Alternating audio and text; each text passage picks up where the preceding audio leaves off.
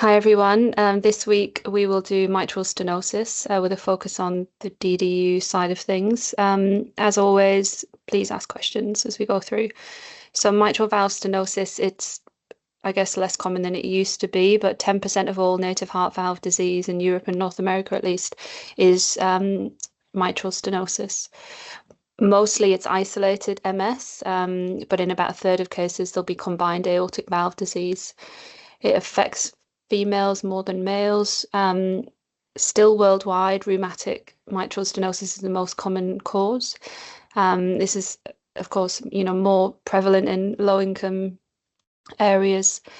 Degenerative or calcific mitral disease. The prevalence of that is increasing. We see it a fair amount. And yeah, it's something definitely to be aware of and know the differences between those two sort of etiologies.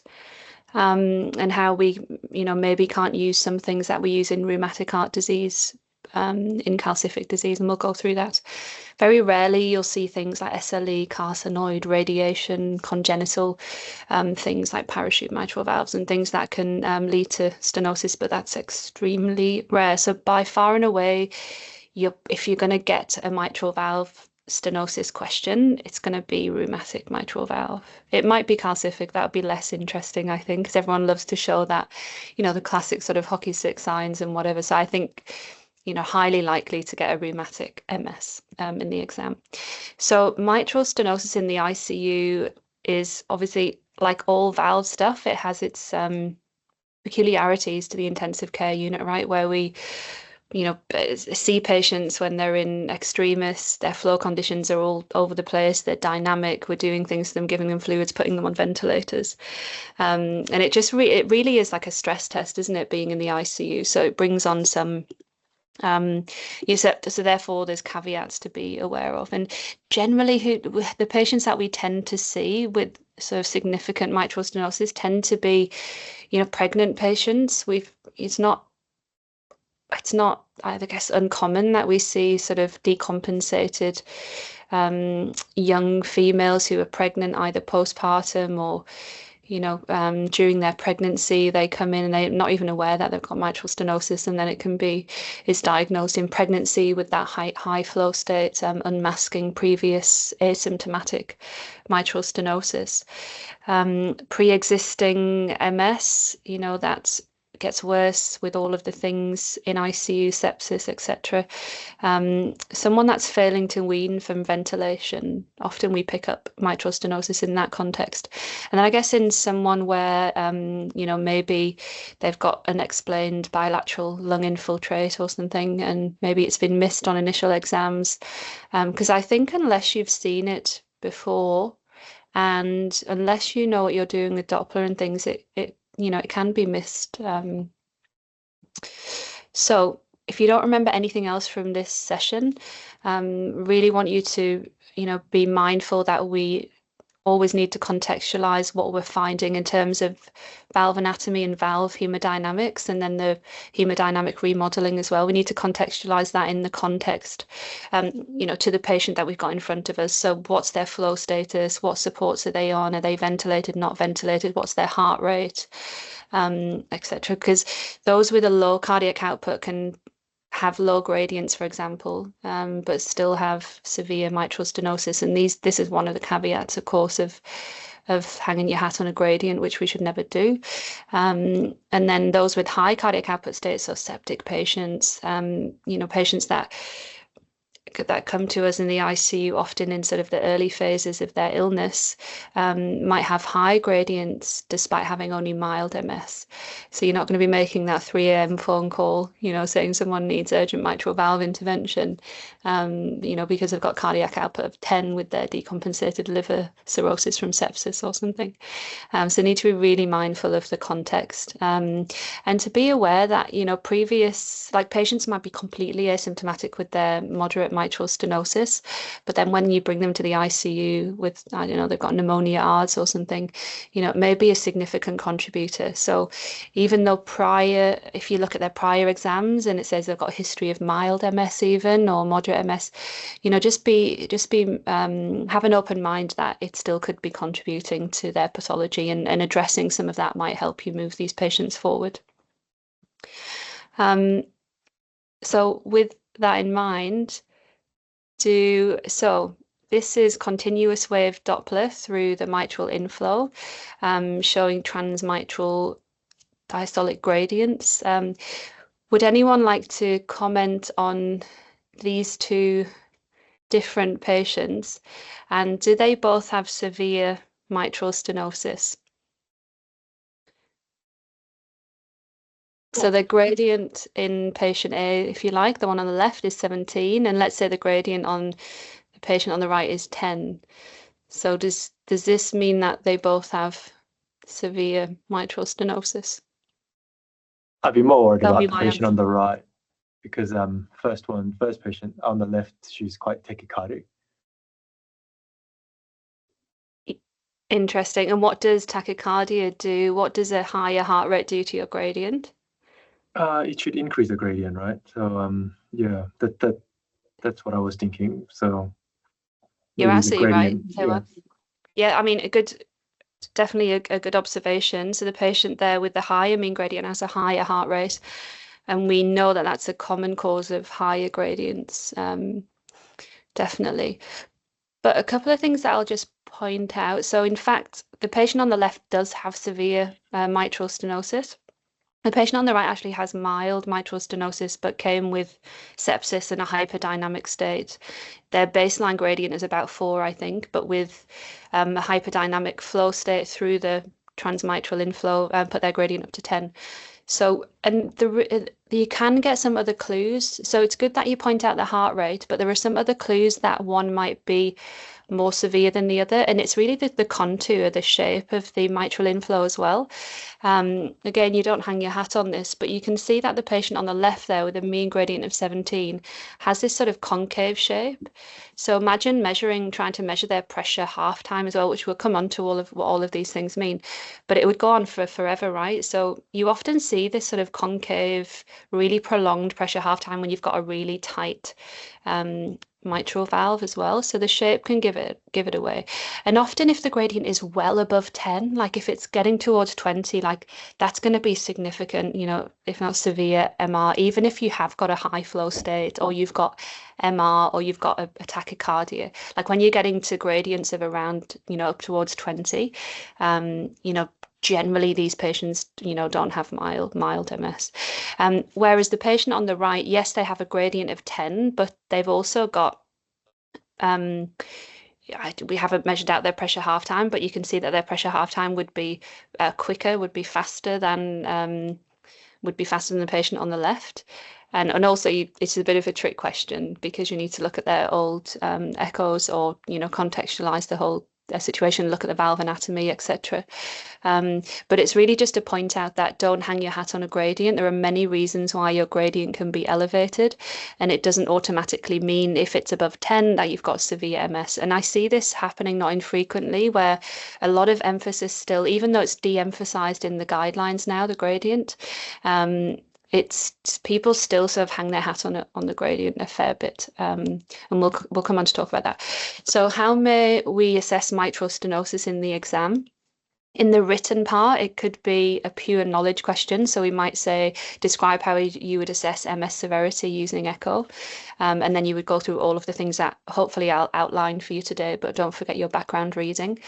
We might ask it in a more sort of applied way. So describe how would you use ultrasound to guide your management of a ventilated patient with significant mitral stenosis. I personally prefer that type of question for the DDU because I think it just it separates those that have the book knowledge to those that actually are using it in their clinical practice and have a bit more nuance with sort of the caveats and challenges and things, and then outline challenges when assessing MS severity.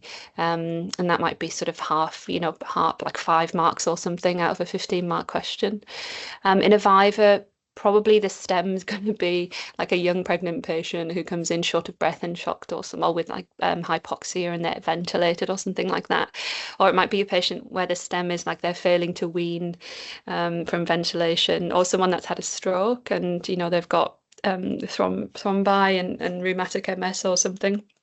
So this is not exhaustive, but it's kind of an idea of how you might be assessed in the exam. As always, I'm copying everyone else with what I'm saying here, and there's lots of good resources on this particular topic. So do your background reading when you get a chance. And if you ever want any resources, guys, just drop me an email and I can share these with you. Sometimes they're paywalled or something. So just drop me an email. So how do we assess MS severity with echo? Well, as always, it's a combination of 2D, 3D as well, color Doppler, pulse wave Doppler, continuous wave Doppler, looking at the valve anatomy, the valve hemodynamics, and then seeing the whole heart with the hemodynamic consequences. And then as always, it's sort of putting the pieces together. Sometimes there may be discordance, right? So you might have someone where all your measurements at rest are sort of in keeping with a moderate mitral stenosis, but you've got a patient who's very, very short of breath. Or the opposite, you might have someone that's got severe MS, but they're completely asymptomatic. And this is where obviously you need expert input, right? You need cardiology input. People that are experienced with this need to be looking after these patients. And then you might need to sort of exercise the patient and see what happens to their gradients and things. Clinical assessment is key. This is it's really what the basis of when you would intervene is. Yes, there's some anatomical and echo things, but it's all about clinical correlation as well.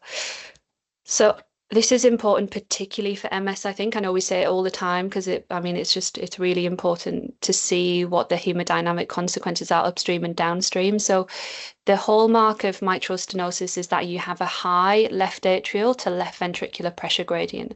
And the degree of that pressure gradient really determines your symptoms and the severity of your MS. As you have worsening mitral stenosis, you're going to have reduced LV filling, you're going to have a low cardiac output state, and all of the manifestations of that, which can be insidious or it can come on, quicker if you decompensate in the ICU. And because you're not filling your LV, you've got this tight stenosis between LA and LV. You have higher volumes in your LA. This leads to LA dilatation, and over time, this leads to high LAP. And it's the high left atrial pressure that really causes all the issues to your pulmonary circulation and your right heart. They're at risk of atrial fibrillation and thrombus formation, these patients. So it's really important that we do look for that, especially if we're considering like percutaneous mitral commissurotomy and things. They get post-capillary pulmonary hypertension, I won't go into that. They can get pulmonary hypertension and congestion, and pulmonary artery systolic pressures above 50 is sort of what you start seeing when you get into that severe territory, and that's the cutoff that's in the guidelines and things as a marker of severe mitral stenosis. And of course, end-stage mitral stenosis is the stage that you don't want to see, especially these young patients with rheumatic MS get to, where they start getting significant tricuspid regurg and right ventricular failure. That is very bad. So the normal mitral valve area is about 4 centimeters squared. They tend to start getting symptoms less than 2 centimeters, 1.5 to 2. And then severe stenosis, it used to be sort of less than 1, didn't it? And you'll see that in the guidelines from a while ago, I think 2011, the ASC guidelines, there's that table that I'll show you in a bit, where like less than 1 is severe, but generally now, less than 1.5 is a more sort of updated approach, integrated with other things like pulmonary pressures, pressure half time, and clinical symptoms and size of the left atrium and things like that. A little bit on this. So rheumatic heart disease is really the crux of this.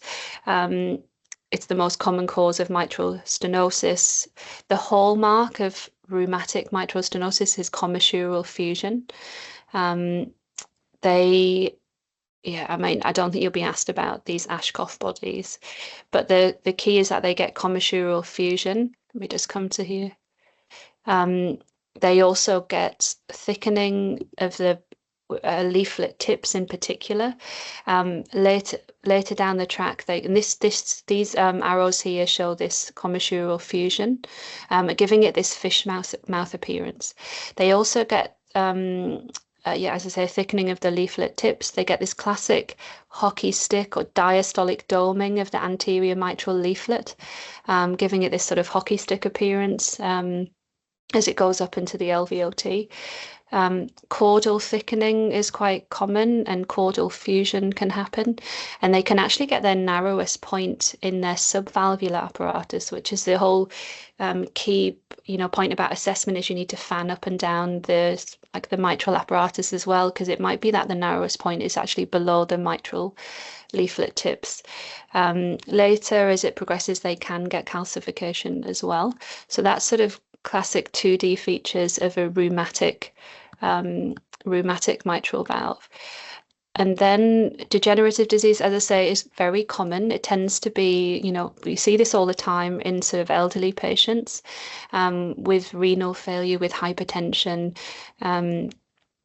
and they tend to have maybe some aortic stenosis with that as well. It tends to be on the annulus, very heavy sort of mitral annular calcification, but it can extend sort of towards the mitral leaflets as well. This is an explanted valve with significant MAC, and this is an echo showing severe MAC and some mitral stenosis there as well.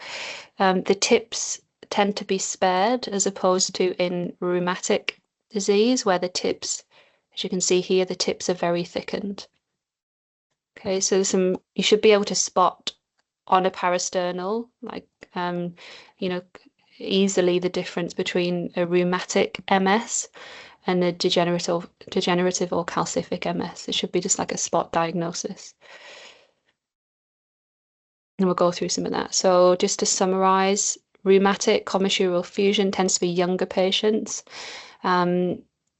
We tend to use planimetry tends to be the gold standard by which other things are referenced, and the pressure half time we can use as well, because this is the group that it was validated in back in the 1970. It was the rheumatic heart diseases. It's not, you can't really use pressure half time in calcific MS.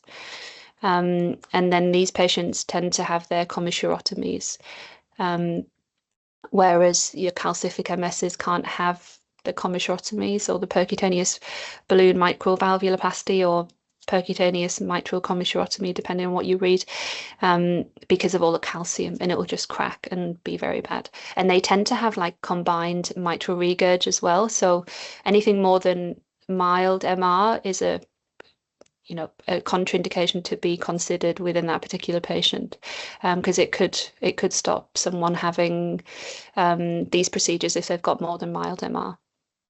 So yeah, in calcific, the commissures tend to be spared. They tend to be elderly, and other techniques such as the mitral valve area by the continuity equation or looking at mitral valve gradients is often all you've really got in these patients, I must say, because you can't really do planimetry because of all the calcium. The pressure half time is invalid. And then even then the continuity equation, which we'll come on to, can be tricky because of concomitant AR and mitral regurg. So often you're left with your 2D appearance and what the mitral valve gradient is, which is not ideal, but this is what we have. So some of the guidelines of gradings of severity. So this is from 2009. I'll caveat that the mean gradients are between heart rates of 60 and 80, and the patients are in sinus rhythm. So specific findings on planimetry would be a valve area of less than 1 would be severe, more than 1.5 mild. A mean gradient, and then supportive findings would be a mean gradient of more than 10 for severe, and then a pulmonary artery pressure of more than 50. You'll see that in the updated sort of not the ASC guidelines, but in the American Heart Association guidelines 2020, they sort of grade it as stage A, B, C, and D, with C and D being severe. And you can see that the valve anatomy, planimeted valve areas of less than or equal to 1.5 are sort of in keeping with severe MS. Diastolic pressure half times of greater or equal to 150 would be in keeping with severe. Again, that pulmonary artery systolic pressure of more than 50, severely enlarged LA, and of course these patients have heart failure symptoms as well.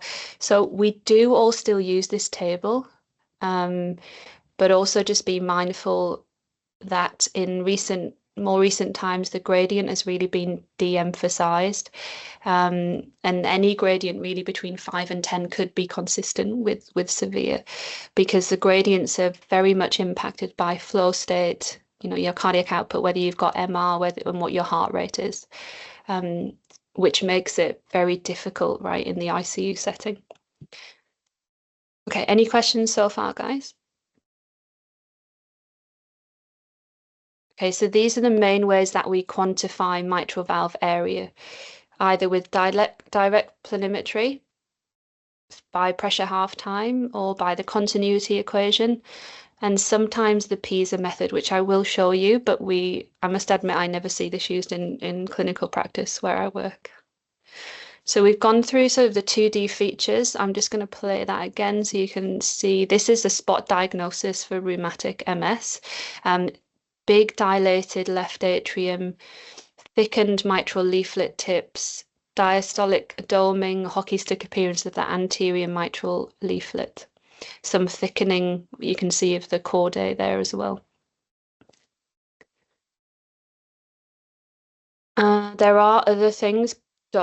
Read about this in your own time if you want to, but there's things that can be looked at to when you're thinking about interventions and things like the Wilkins score. There's a couple of other things, and it's really just emphasizing it's not just about the leaflets, but it's about the subvalvular thickening and how much calcification and things there are as well.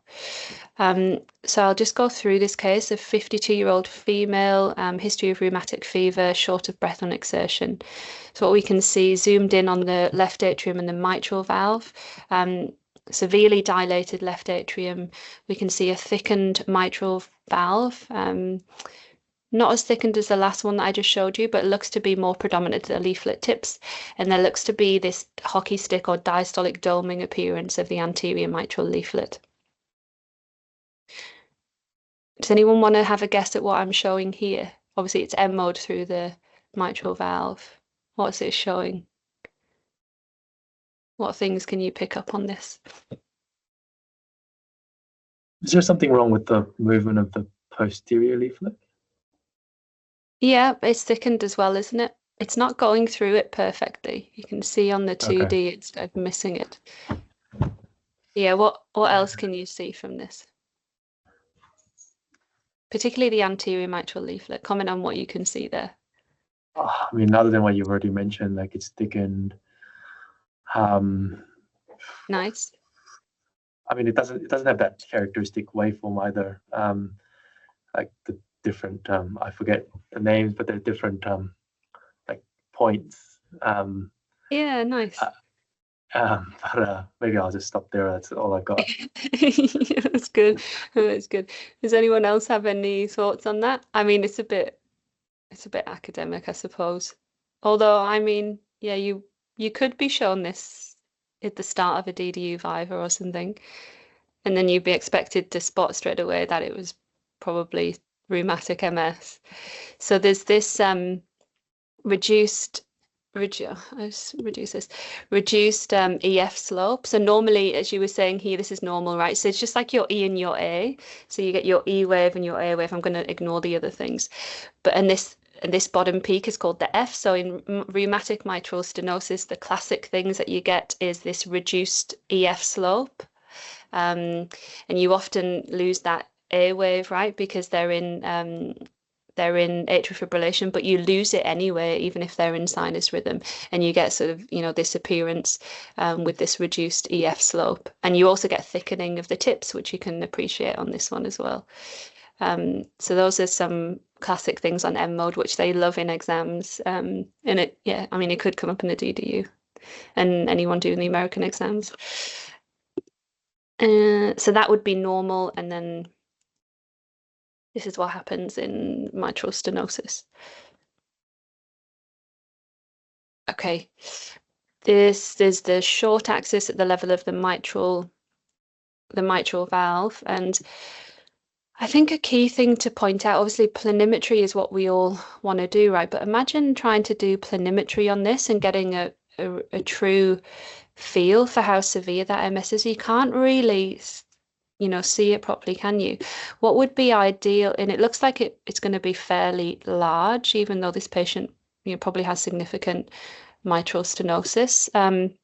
Because you don't know where you're cutting it. And I'll come back to show you this, but what you would ideally do is come back to here and you would use biplane imaging to make sure you're exactly at the leaflet tips, right? Because you don't know whether you're cutting through here or through the plane, through what plane of the mitral valve you're cutting through. And the plane that you want to be cutting at is right through the leaflet tips, because that's often where the narrowest point is.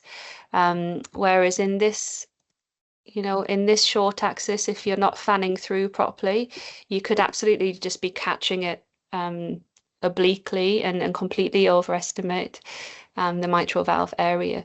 And the gain would need to be slightly turned up. It takes a bit of experience to be able to do planimetry. I certainly haven't got the skills for that. Our sonographers are usually pretty good, but yeah, it does. You can imagine trying to planimeter that, right? It'd be tricky. I think using biplane with orthogonal views from the parasternal is a nice tip to make sure that you're measuring where you want to measure, which is at the leaflet tips. Where in the cardiac cycle do we planimeter?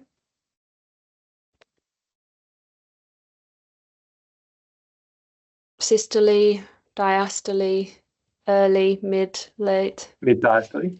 Yeah, nice, mid diastole.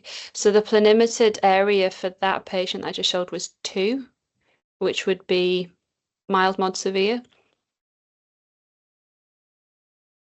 Mild, right? Mild, yeah. Yeah, nice. This is the 4-chamber, again showing preserved LV systolic function, thickened mitral valve with reduced opening. Can't really say much else. You can see that the intraatrial septum, just the part that you can see, looks like it's bowing across to the right. He have a severely dilated left atrium, fixed intraatrial septal bowing to the right, suggesting raised left atrial pressures. Preserved LV function, and again you can see that thickened mitral valve with reduced opening. We can't see any LA thrombus, but it's really important to think about LA thrombus, which is usually in the left atrial appendage, but can be anywhere in the left atrium in these patients, particularly if they're going to be referred for percutaneous interventions or surgery. You need to make sure you've looked for that quite thoroughly.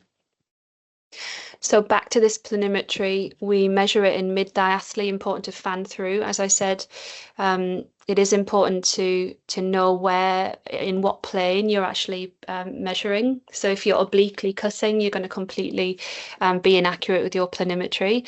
If the gain settings are not right, you're going to be inaccurate. And also if you have a patient, because generally with rheumatic mitral stenosis, it tends to be funnel shaped. So your narrowest point is towards your leaflet tips.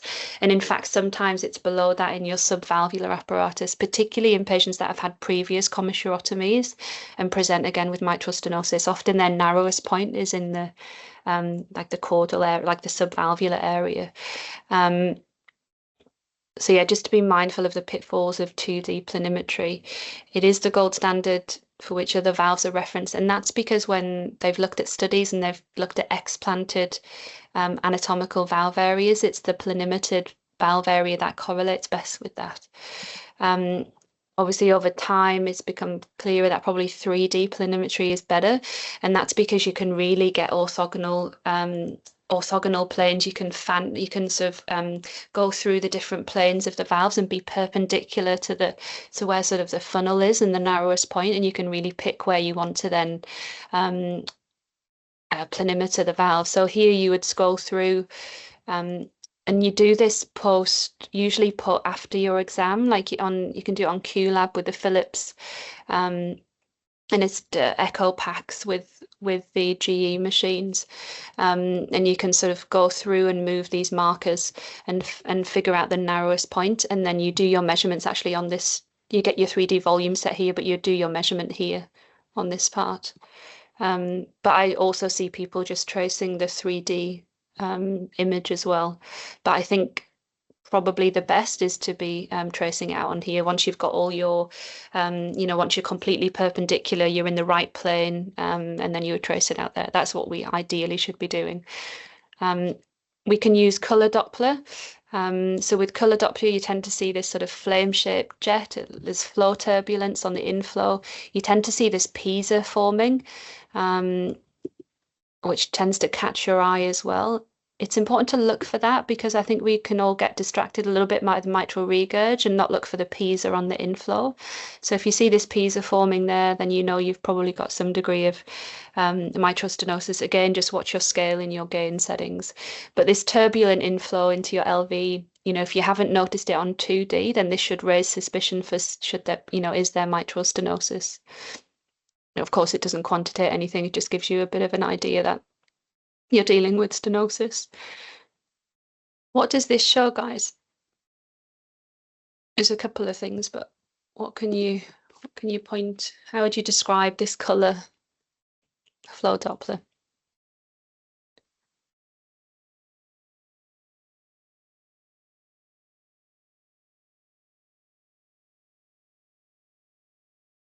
I'll tell you what I would say. I would say, yeah.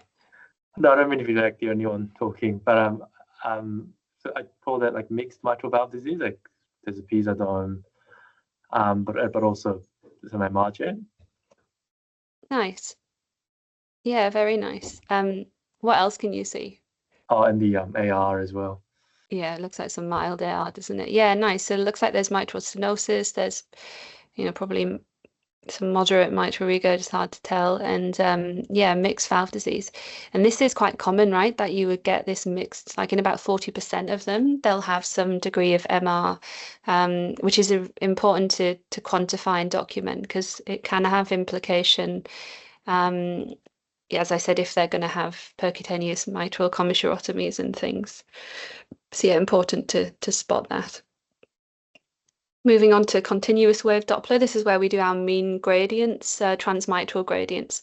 And we use the continuous wave to try and get the highest gradient through that line of blood flow. You can use pulse wave Doppler, but you need to have your pulse wave at the leaflet tips, and it's not recommended. It does mention that you can do that in the guidelines, but yeah, use continuous wave and measure out the maximum mean gradient. As always, have generally your sweep speed at about 100.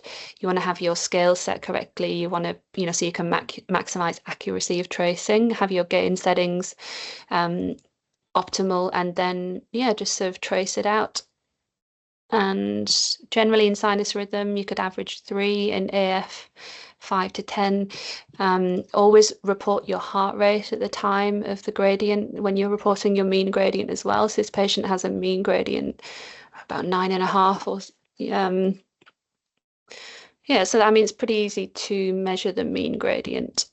But what are the problems with gradients, especially in the ICU? I've already told you all of these, but give me like the 3 main things that cause issues with gradients in the ICU.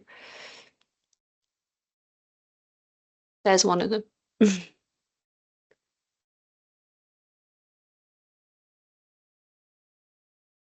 Tachycardia. Tachycardia, absolutely. Yeah. So just Associated to MR. lovely. Yeah, very nice. So if you have MR, is that going to reduce the gradient or increase the gradient? Increase the gradient because it'll Yeah. increase the volume that needs to go through a stenotic mitral valve within the time. Very, very nice. Yeah.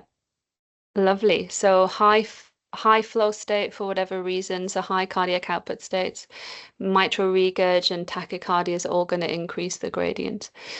Similarly, low cardiac output states are going to reduce your gradient for the opposite reasons. So they're flow and load dependent, which makes them inappropriate to use as single values to grade severity. Pressure half time then. Is this better? Can we hang our hat just on this?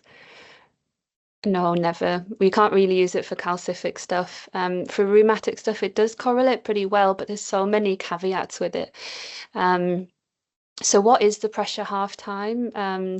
It's the time taken for that peak transmitral pressure gradient to fall by half, and it inversely correlates to mitral valve area. So if you've got a short pressure half time, you're going to have a big mitral valve area. If you've got a long pressure half time, you're going to have a lower mitral valve, a small mitral valve area. As you saw with the guidelines at the beginning, like if you're getting values above 150 milliseconds, that could be in keeping with severe MR. Does anyone know of an MS? Does anyone know of an equation that you can use to calculate mitral valve area from pressure half time?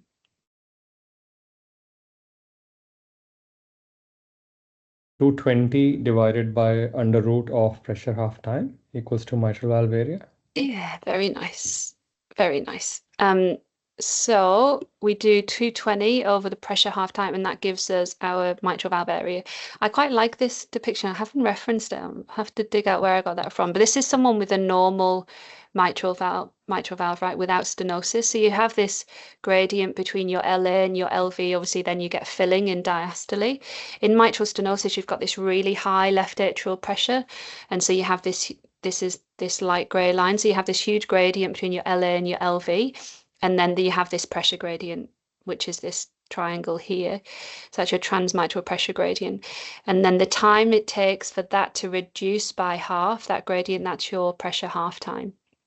You can also calculate pressure half time by measuring out the decel time, and then timesing that by 0.29 would give you your pressure half time as well. So what are some of the pitfalls then with pressure half time? If you think about this depiction here, what are some of the things that might alter pressure half time independent of mitral valve area?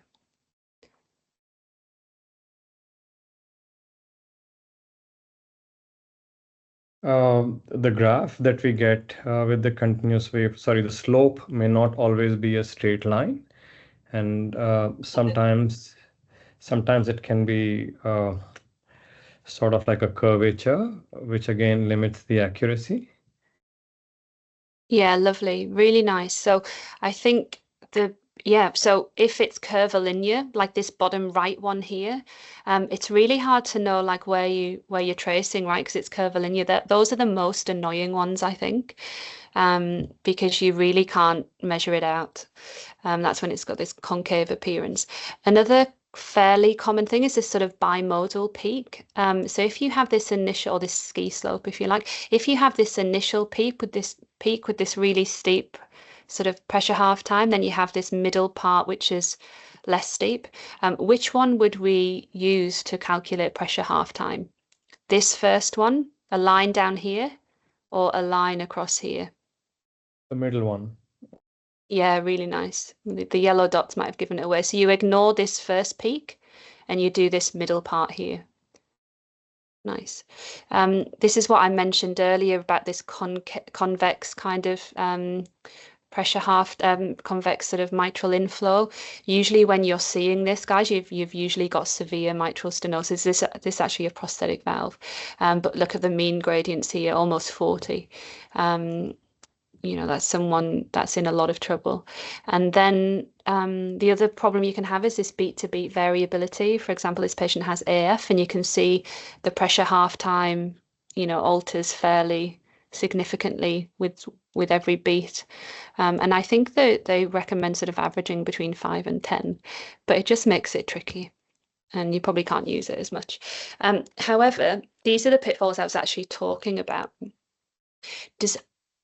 I want to give you a point and shoot, because I think I know. So in the DDU exam, it would be fair game to give you something like this and say, how does this affect mitral valve stenosis grading using pressure half time method? Because this really requires you to assimilate a fair bit of knowledge in sort of one go. So let's break it down, right? Let's say, what is this showing? What's this loop showing?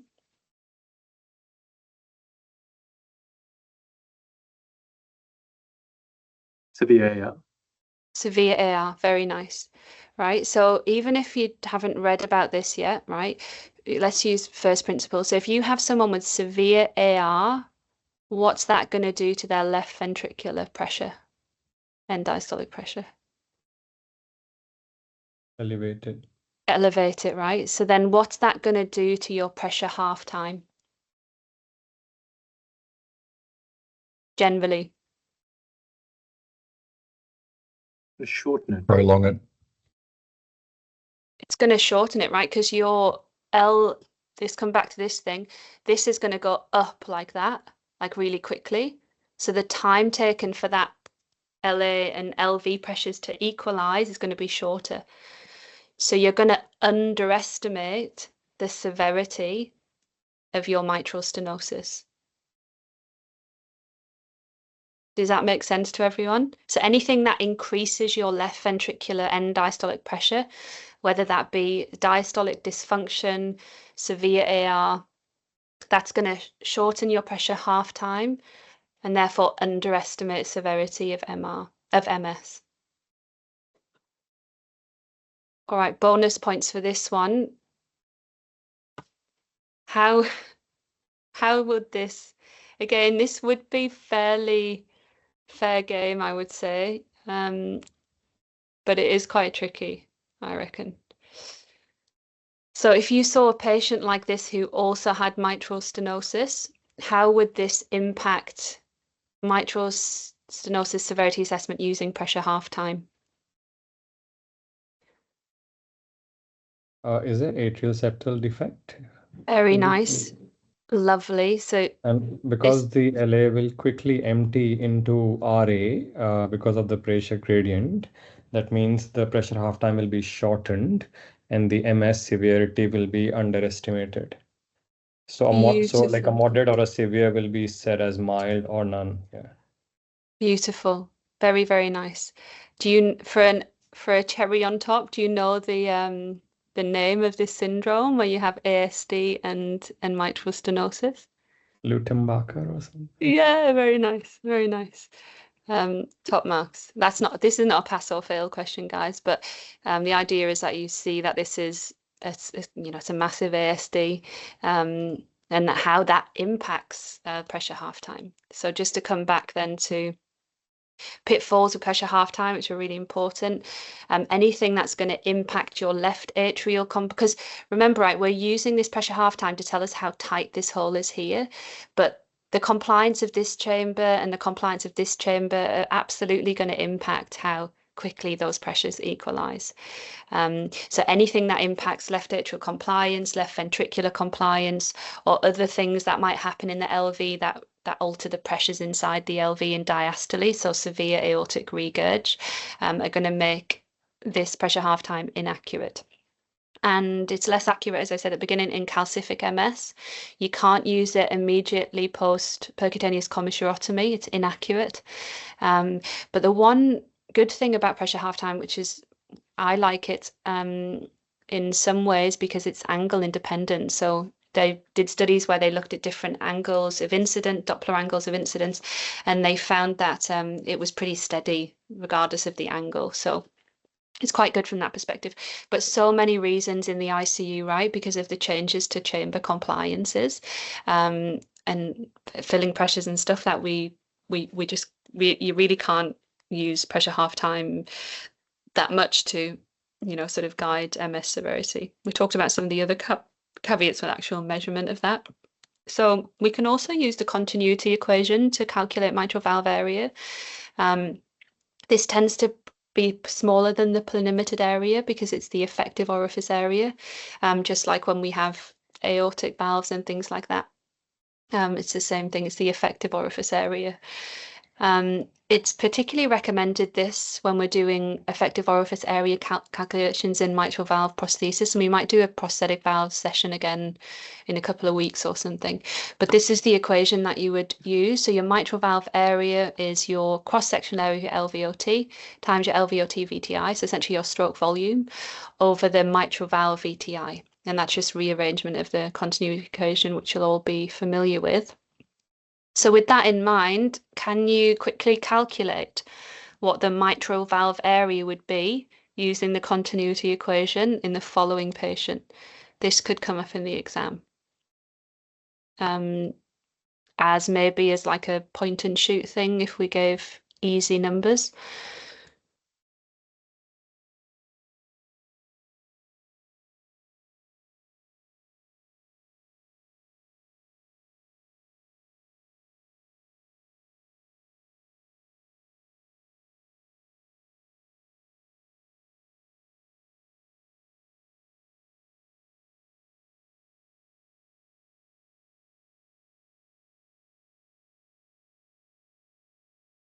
Just use the values that I've put here, guys, like 16, 2, and whichever one of these you want to use. Okay, even if you don't have the value, do you want to tell me? About 0.8. Yeah, 0.82, very nice. yeah. Yeah, really nice, guys. The smart ones, you could have just looked at this as well, 0.8, but it isn't right. So what did we do there to get that? Is this what you all did? So 2, so obviously cross-sectional area, so 2 squared times 0.785 or pi r squared times 16, the LVOT VTI over the mitral valve VTI, which is 60, which gives us 0.8, which would be severe, in the severe category. When could you not use this equation to calculate mitral valve area? If there's MR or Yeah, if there's very nice. AR. Yeah. So whenever the volume across both mitral and aortic valve is not the same. So that will be the case both in MR when the volume across mitral valve will be more, and in AR when the volume across aortic valve will be more. Beautiful. Yeah, really nice. Also in atrial fibrillation as well, where you might get beat to beat and varying RR intervals. But yeah, those are the two main things. So key point. So you've got AR or MR, you can't use the mitral valve continuity equation. Very nice. We can use PISA to work out mitral valve area. It's the same principle.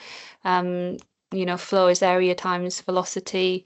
Sort of principle, the same thing, you just do the opposite in terms of reducing your baseline and things in the opposite direction to what you would do in MR. So towards the stenosis is where you reduce your baseline here, 28. So you do 2 pi r squared because it's hemispheric times your aliasing velocity. So here we've done 2 times pi times 1 squared because that's the mitral valve radius here, times our aliasing velocity, which is 28.9. That gives us 181 mils. Then if we have we know the flow, which is 181, and we have the Vmax here, which is 192. That gives us our mitral valve area. But because it's ellipsoid and it's funnel shaped in mitral stenosis, you need to do an angle correction, which makes it imperfect, and you need special software on your echo machine, which some of them do in our unit, not all of them. And then you would angle correct, and then it gives you your mitral valve area by PISA. Obviously, this is a little bit cumbersome. It's tricky. Little changes in radius can have errors are going to be squared. You can't always get the funnel, like the angle correction. There are easier ways of doing it where you can just use, I think 130 or something, and it works out reasonably okay. But anyway, I find this quite tricky, and I must admit I've seen it used only a handful of times, but it is there. It's good to be aware of. And this is the problem often, that PISA dome is non-hemispheric, right? So it's quite tricky to so you need to sort of angle correct for that. So in summary, planimetry is the gold standard by which you reference everything else. Ideally 3D planimetry, if you've got the machine and the expertise for that.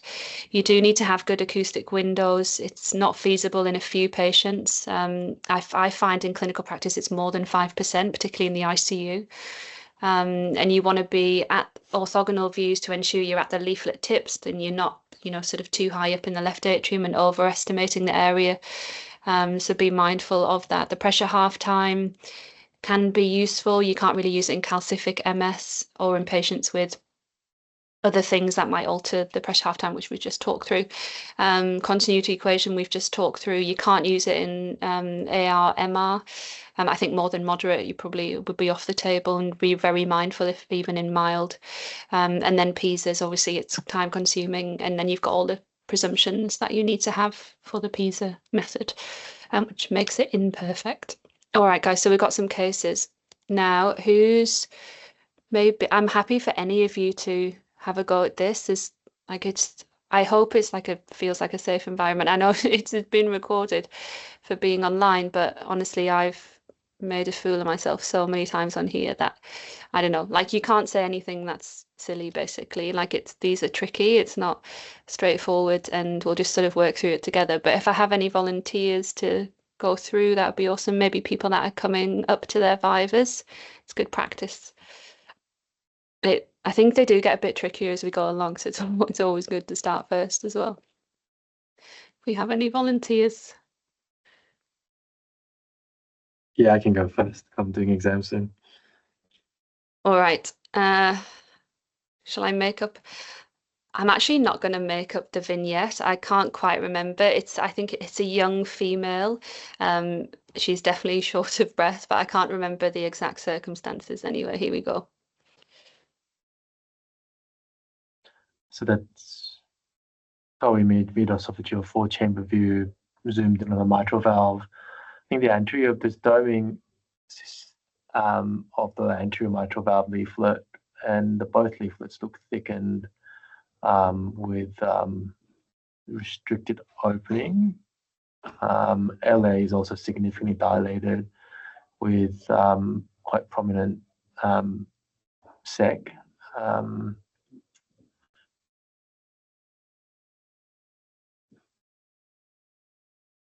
Yeah. So this is a collar flow across mitral valve. So there's a large PISA dome with turbulent flow suggestive of significant mitral stenosis. There's also a posteriorly directed eccentric MR as well. Yeah.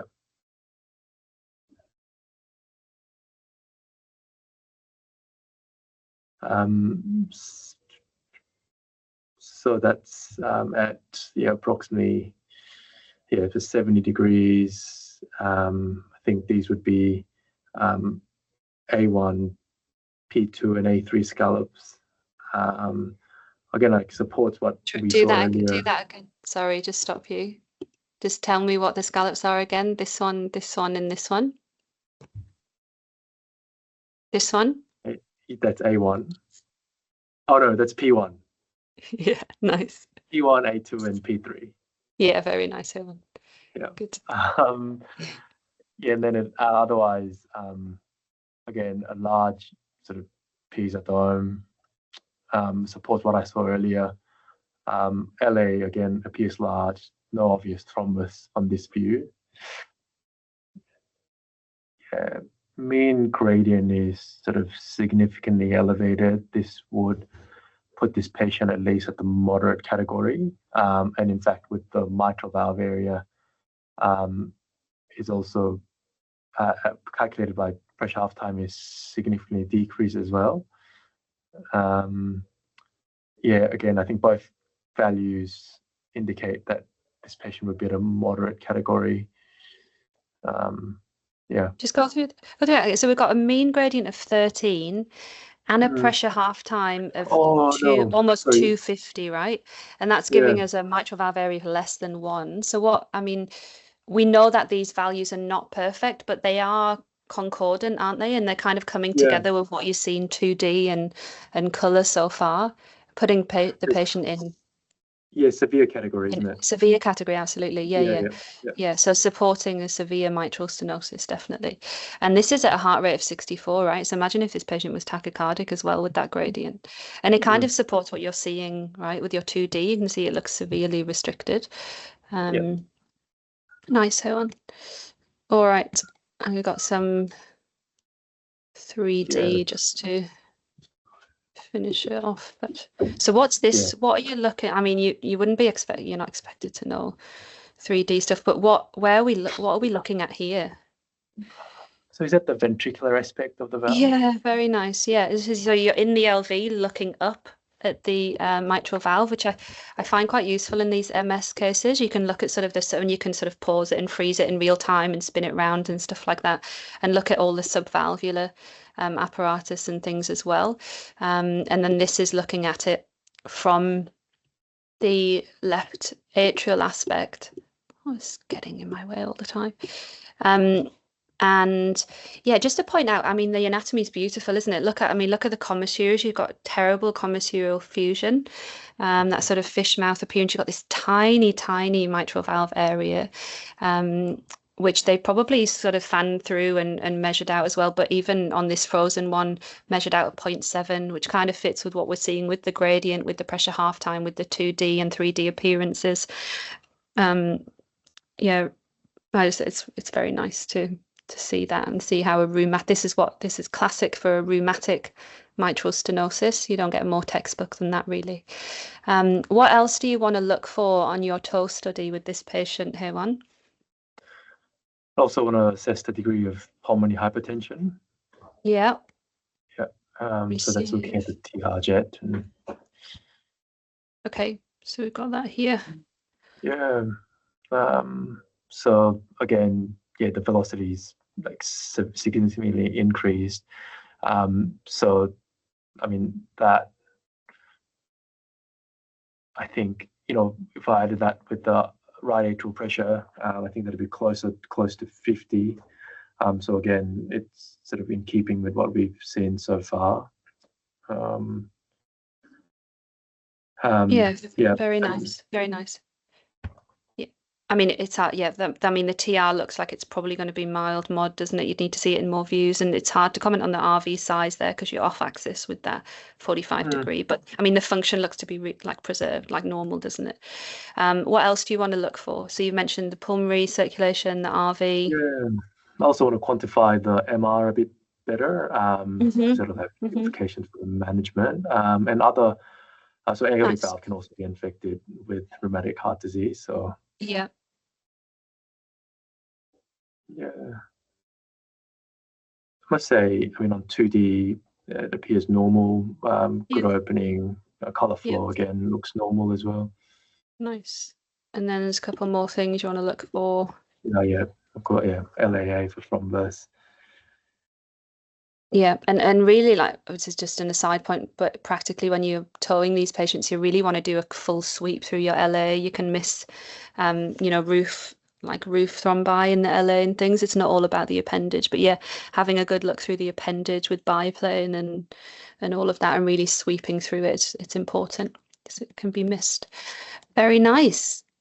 You would have smashed that Viva, like if that was a question. Hi, Rohit. Hi, Emma. Can I ask why is systolic blunting or systolic reversal of pulmonary veins not a part of criteria for MS, or are they a criteria as well? I don't think they are in terms of severity. Yeah, you're right. But I mean, because generally, any patient with, significant MS, I'm going to say moderate and above, are going to have raised left atrial pressures. They are going to probably have some blunting. Also, a lot of them, as they progress through, are in atrial fibrillation, which gives you systolic blunting, regardless of what your LAP is. Yeah, it's difficult. So different. Assessment of diastolic dysfunction in MS patients is tricky, isn't it? Because either your usual things like your EA and E to E prime and all of that is going to be massively impacted by the MS. But I think the guidelines say that you can use the isovolumetric relaxation time. And if that's less than 60 milliseconds, that suggests diastolic dysfunction in these patients. I think you can use a couple of other things that I can't quite remember now off the top of my head, but something like your mitral A velocity or something, like being more than, I have 1.5 in my head, but there's other criteria that you need to use. But yeah, it's not part of the criteria in MS, but you would expect to see systolic blunting, and of course if they've got severe mixed mitral disease as well, you know with severe MI, you might see systolic reversal as well. But yeah, it's not part of the criteria, but it absolutely impacts the pulmonary circulation, which you would see in the pulmonary veins as well. Thank you. All right, guys, we have another case this time at TTE. So I think this is a young female. Let's go through if anyone wants to just report what we can see. It's not going to be uncommon, Hewan, to have like 4 images like this during your Viva, like on one screen, either in the reporting case or in your Viva. So if there's anyone, Michael, you've just popped up. Hello. Can't see any of you. Hello. Yeah, if anyone, hello. Do you want to do this one?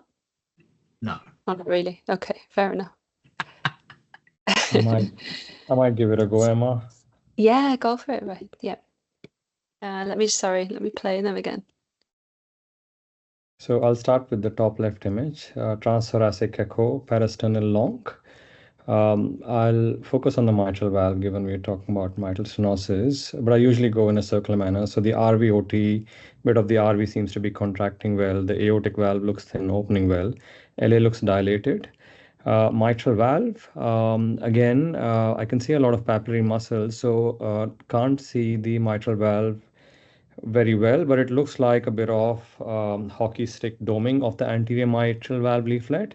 Posterior mitral valve leaflet, I can't comment, and I can't really comment on the opening, but just inferring there might be some degree of mitral stenosis there.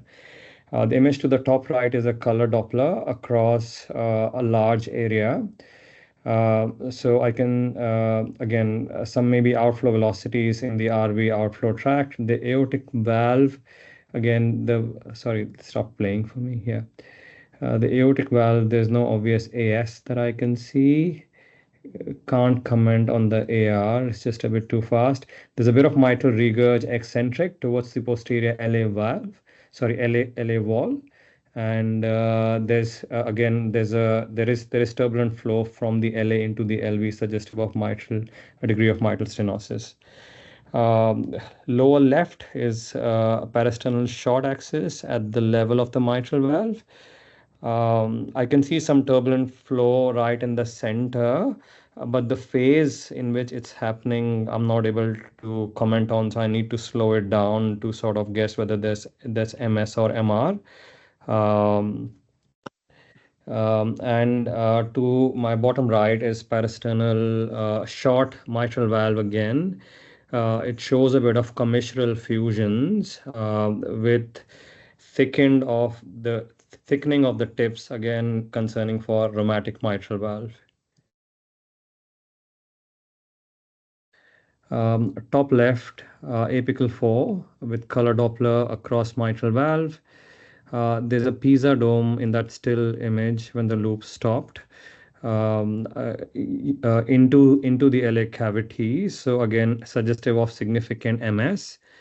There is a mild MR jet. Again, it looks like in some loops it looks off-centric towards the lateral LA wall.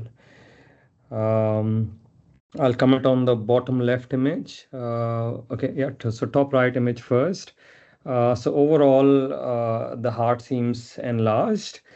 Commenting on the structure and function. So the left ventricle systolic function looks normal, but maybe mildly impaired. I need to, again, look at a few more views. Mitral valve, clearly diastolic doming of the mitral valve leaflet. The overall leaflet appears thin. So again, most likely a rheumatic mitral stenosis and not degenerative. The LA looks dilated. The RV function, again, in the top right image, previously looked normal. The tricuspid valve is opening nicely. There's no pericardial effusion that I can see. The LA is dilated. Bottom left image. So again, color Doppler across the mitral valve. There is a piece of dome, not a complete hemisphere. It looks slightly flattened across the mitral valve. Again, suggestive of significant mitral stenosis. The LA looks dilated again. And the bottom right image. Okay, Rohit, what do you want to see next now that you've looked at the 2D and the color? So I want to see a continuous wave Doppler across the mitral valve to estimate, a pressure half time.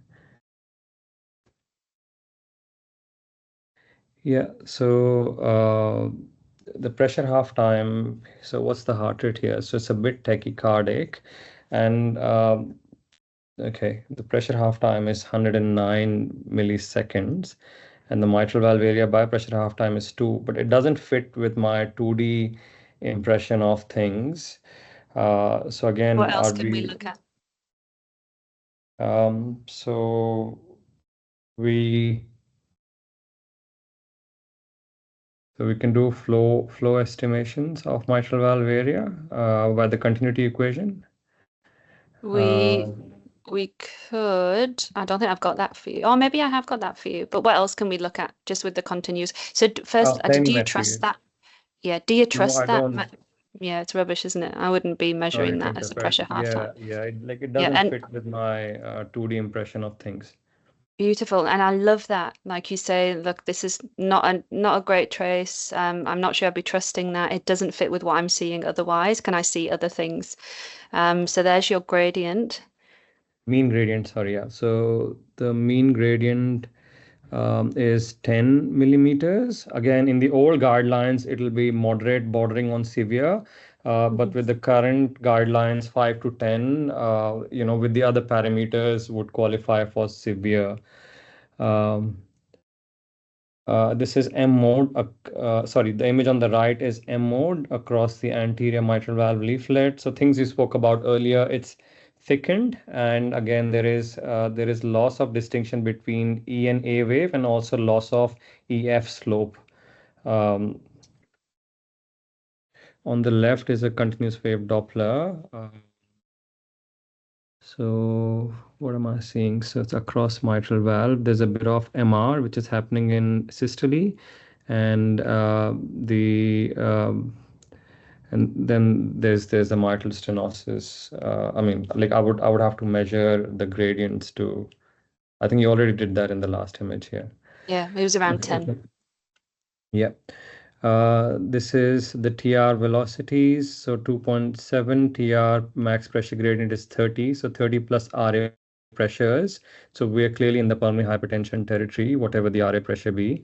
But I'm guessing looking at everything is going to be high, the RA pressure. So at least moderate pulmonary hypertension. Yeah, Rohit, just be a bit careful with that, I think. This is a terrible trace, isn't it? If you look at the 2D, like it's completely off axis. It's not a complete parabolic jet. Like who knows what you're measuring here? That's why I put it in, because this is in reality often what we get. And you don't have that textbook beautiful TR jet to see whether it's like going to be more than 50 with your Bernoulli equation and stuff. So if you see something like this in the exam, like call it out. Just say, because often we're putting it in there because we want to hear you say, I wouldn't use that in my clinical practice. Like that's a rubbish trace. And just say that, you wouldn't use this, right? You'd be like, what's that? Like I need to hunt for a bit better for the TR. Can I find it better? But often you get given these images, and that's what you've got to go with. And then it's about, trying to do the best of what you've got. But yeah, less than 2 point, it's less than 2.8. Sorry, would it be wrong to say it's at least it's at least that value, given the error that you pointed out would be underestimating? It's a good point, but it's like if you're seeing like at least a faint parabolic jet here, then I'd be more convinced that that's what you're seeing. But yeah, I suppose it's a good point. Maybe it is at least what you're seeing. I guess the degree of MS that you're seeing, it wouldn't be unreasonable to say, I've got a TR Vmax of 2.7, suggesting we're getting up there in pulmonary hypertension territory. More than 2.9, isn't it, is where you sort of start to think. But of course, you need to take into context the RV function, the right atrial pressure, and all of that, and whether there's any severe TR. Nice. So we went on to do or the team went on to do a toe in this patient. Rohit, how many toes have you done? Are you doing toes now as part of your practice? Not currently. Previously, Okay. yes, but not currently. So there's no recency there, but I'll give it a go. Yeah, go for it. Yeah. Sorry they're not looping. I always try. I'm pretty sure I looped them all, but anyway, never mind. Maybe start with this 2D here. Yeah, I'll just keep playing. Yeah, so this is again transesophageal echo 120-degree view, LV outflow. Sorry, I'm just gonna loop it. And just because it's gonna do my nut. Right, let's see if that works better. Yeah, There we go. LV outflow tract view, so 120-degree view or the LV outflow tract view showing the LV mitral valve, LA, aortic valve, aorta, and a segment of the RV. Again, commenting on the structure, the LA looks dilated. Mm, uh, I mean, if it's the same patient, the mitral valve seems to be opening. I mean, it appears to be opening slightly better than what I inferred from the 2D images. The LV function, again, both the anterior septal and the inferior lateral wall contracting well.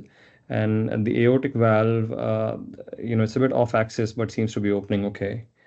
So that's my inference from this 2D image. Yeah, just look at that though. Do you think that what do you think about the anterior mitral leaflet? How would you describe that appearance of it? Yeah, again, hockey stick appearance Yeah. and doming appearance. That's right. Yeah, I mean, it's beautiful, that, isn't it? Like a really nice sort of display of that diastolic doming. It is restricted, the opening. Look at that. I mean, we said normal mitral valve area is like 4 centimeters, right? It is fairly, and you've got a bit of thickening as well of the shortening of the chordae and things. What do you think about it was nice? What do you think about the color? I should make another comment. The subvalvular apparatus, and correct me if I'm wrong, in the 2D image also looks slightly thickened. The chordae and the pap muscle, they're a bit more hyperechoic than I would expect. Yeah. Okay. Yeah. So in the center one, okay. Again, we've got the color Doppler box across the mitral valve and the aortic valve, and covering the LA and the LV area. So I can see a narrow jet of MR, which is consistent with probably mild mitral regurgitation. But in diastole, there's a pizza dome forming in the LA. Again, mitral stenosis and probably a higher degree mitral stenosis. Yeah. And this is a 3D 3D DE image. They both seem to me from the atrial aspect, maybe. I don't know. I'm not very familiar with these images. This one is the atrial aspect, and then this one is the ventricular aspect. Okay. You can't see it there, but they did planimeter that out, and it was 0.8 centimeters squared. Yeah, fits with hip, yeah. Okay, mitral valve area by pulmonary hypertension, by pressure half time, 2.6 centimeters. Yeah, which is again showing the inaccuracy of the measurement because by the pressure half time, it's 2.6 centimeters. Exactly right. And this was the patient's TTE, I think, before she went on to have the toe, which shows this, this just doesn't look like the valve that we're seeing. You've got gradients around 12, which kind of is in keeping with severe, at a heart rate of 100. However, what else could you do then? So you've got a little bit of discordance with what you're seeing 2D with your planimetry, and then what you're seeing with pressure half time, even though your gradient's up. And to be honest, most of us would probably have enough information there. Like you've got the 2D appearances, you've got your planimetry, you've got your gradients that are 13, with your planimetered 3D of 0.8. So you'd probably stop there and say this is severe mitral stenosis. But there are other things that we could do, which we talked about. Continuity equation, yeah. Yeah. I mean, there was mild MR, but we still decided to work it out. But it's interesting. I just want to show you guys this. So we've got the LVOT diameter here, which is 1.8. I think that was a toe image. And then we have the LVOT VTI that we did during the toe, which is 18. And then after the toe, we did another LVOT VTI because it's often better on TTE. And you can see that we've now got the closing click, and it's a much nicer trace, and it comes out at 23, as opposed to these traces where it's probably a bit too close to the valve. You've got a bit of an opening click, and you haven't got a closing or a bit of a closing click, but you're too far in there. So I wouldn't necessarily trust this particular one. This is the mean gradient on toe, which was 13. And depending on which LVOT VTI you use, you know, the mitral valve area is anywhere between 1.1 and 1.5. So, you know, you've got a gradient, you've got a planimetered area of 0.8, you've got a gradient of 13, you've got a mitral valve area somewhere between 1.1 and 1.15 on the continuity equation. You've got a pressure half time that's telling you you've got a valve area of 2. I guess what I was just trying to demonstrate with this is sometimes you've got all this discordant information, and it's really just about, you know, fitting it with the patient and, you know, using the best sort of measurement that you have at that time, and really not just relying on one. But the thing that we do tend to rely on is if you've got a really good 3D planimetered valve area, that's usually it's usually pretty good. It's not affected by all of your loading conditions and heart rate and all of that, like your other values are. Yeah, so this, like, you sort of fan through and you pick at the leaflet tips and you sort of do your measurement on 2D here. This is a different patient, and we're running out of time, guys, but I was just doing this as like a point and shoot. So this was the patient's valve area and mean gradient was 7 on a previous echo, right? So these two, you know, the patient's got a history of moderate mitral stenosis, and then they come to the ICU 2 weeks after having this imaging with pneumonia, and now their mean gradient is 15. And then it's just what could have changed, and it's, you know, their cardiac output. They could have developed mitral regurg. They're more tachycardic, which they are, so 76 compared to 101. So again, just emphasizing the loading condition stuff. And then maybe we'll do this case another time because it's a really good one. It actually, does anyone just want to say what this might be from just looking at these initial images? Like what the key things are in these particular loops to point out? This is actually a good case. I wish we'd have got onto this one. Pleural effusion, severe LV systolic dysfunction, severe mitral stenosis, severe aortic stenosis. There's probably a component of biventricular failure, but more of LV. Yeah. Beautiful. So it's hard to call, obviously, the severe MS and severe AS in the low flow state just by the valve appearance, but certainly suspicious for that, isn't it? And I don't know whether you could all see this big left-sided pleural effusion. Obviously, looks like in this view severe LV systolic dysfunction, as well as, you know, the RV doesn't look too happy as well, what you can see of it. Yeah, I mean, severely impaired LV, highly calcific mitral valve, particularly the posterior leaflets, posterior anterolateral commissures and posterior leaflet. And we've got some mixed disease with stenosis and regurg. Can you see how it would be really hard to planimeter this valve? Some moderate of the calcification. Yeah, calcification, right? Yeah, so we've got some moderate tricuspid regurg there.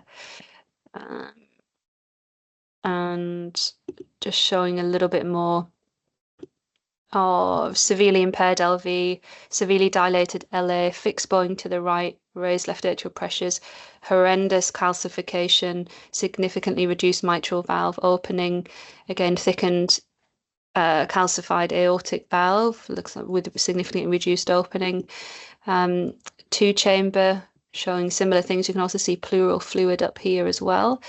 What's this one? Again, that's showing the tricuspid regurg again in the parasternal short. RV is severely impaired as well, but a normal size. There's a pacing wire in the right side too. Not this patient's first rodeo. We've got some mixed disease, haven't we, with some mitral regurg as well as mitral stenosis. Again, seeing the tricuspid regurg is probably moderate. This is the gradient, which is around 10. So a gradient of 10 in this particular patient at a heart rate of 73 with their cardiac output state is really quite significant, isn't it? Because you'd expect, you might see an underestimated gradient. But this patient, despite having, I know there's a bit of MR, but, despite having this cardiac output state, he's got a gradient of 10. With the 2D appearances, you haven't got much else you can really use. You haven't got planimetry. You can't use the pressure half time. You could use the TR jet and see what his pulmonary pressures are. But again, the RV dysfunction is going to underestimate that. So can you see how tricky it can be sometimes to try and grade these calcific cases? But this is severe mitral stenosis. And what do we think about the aortic valve stenosis? Yeah, so if anything at all.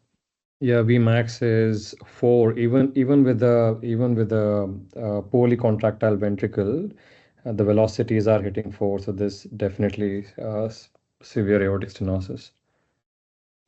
Yeah, really nice, really nice. I mean, we probably expect a low flow, low gradient, right? But this is actually, as you say, you've got the high gradient. You've got, I mean, for all intents and purposes, is pretty much 4 and 40, isn't it? Which is your cutoff for severe, pretty much. And then you've got your aortic valve LVOT VTI, which is coming out at 10. It's not a perfect trace, but this is what we often see in real life, giving us a DSI of 0.1, which would put this patient right in very, very, very severe territory. What's this? What have we used here? And would you trust this tracing? Is this that what Doppler probe is it Yeah. for aortic valve? I can't remember his name. The one that you just listened to. Yeah, very nice. Yeah, the PDOF probe. PDOF probe, yeah.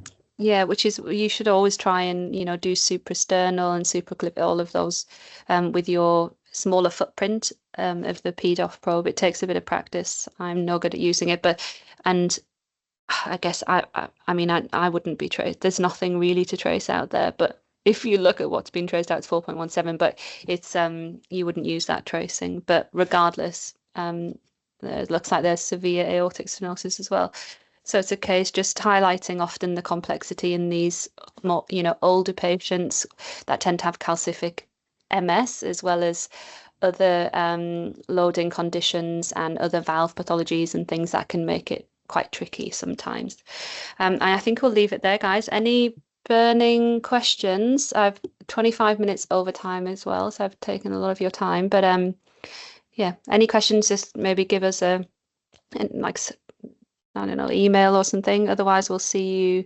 Actually, we won't see you next week because it's the advanced echo course, but we'll see you the week after that. Again, we'll try and keep these DDU focused, lots of cases, lots of discussion.